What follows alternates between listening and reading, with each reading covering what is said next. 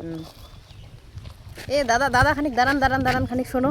হ্যাঁ, তোমাকে তো সেদিনকেও দেখলাম হাসপাতাল আইসে, ফির আজকেও আবার হাসপাতাল আছেন। হ্যাঁ আসলে মোক তো ওই যে 15 দিনের ওষুধ দিছে না, 2 সপ্তাহের ওষুধ দিছে, তো ওষুধ শেষ, আজই আরো ওষুধ নিবে রাখছ। আচ্ছা কমে ফির খায়া?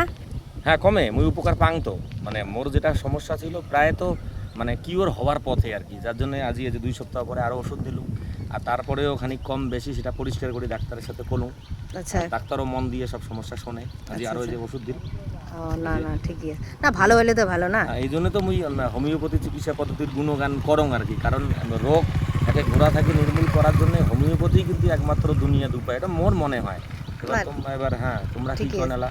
না না ওইটাই না, যেহেতু আয়ুষ হাসপাতাল না, তোমরা আয়ুষ হাসপাতাল আসি আবার হোমিওপ্যাথি নিছেন, ওইটাই না, আর কি। এটা তো পার্ট দুইটা আছে, মানে ডিপার্টমেন্ট দুইটা আছে, হোমিওপ্যাথিও আছে আয়ুর্বেদিকও আছে। আচ্ছা তো মুই শুরু থেকে আয়ুর্বেদিকই দেখাং আর কি, আর উপকার পাসুং না এতে এলা আর অর্ধেক রাস্তা পাল্টে পারতো কোনো ব্যাপার নাই। এবার যদি উপকার না পালুম হয়, মানে মোর সমস্যাটা যদি না কমিলে হয়, তাহলে মুই আয়ুর্বেদিক দেখালুম হয়, বুঝলেন? মুই তো আজ ওষুধ দিল, এই প্রেসক্রিপশন, আচ্ছা বুঝলেন? হ্যাঁ হ্যাঁ বুঝছি। হয়েছে? হ্যাঁ হ্যাঁ ঠিক আছে।